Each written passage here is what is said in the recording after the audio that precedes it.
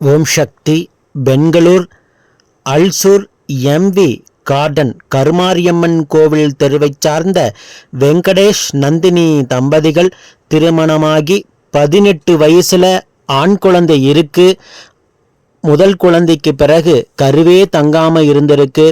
நம்ம சேலத்து மகமாய வீட்டிலிருந்து வேண்டினபடியே மஞ்சள் துணியில் ₹1 நாணயத்தை முடிஞ்சு வச்சு வேண்டி அதே மாதமே அம்மா கருவை தக்க வச்சு அழகான பெண் குழந்தையை ஈண்டெடுத்து அம்மனுக்கு தேங்காய் பழம் பூமாலை பட்டு வஸ்திரம் வேண்டுதல் கடனை செலுத்திட்டு அதே போல துலாபாரத்தில் எடைக்கு எடை காணிக்கையும் செலுத்திட்டு உங்கள் முன்னாடி சாட்சியாக நின்றுட்டுருக்காங்க.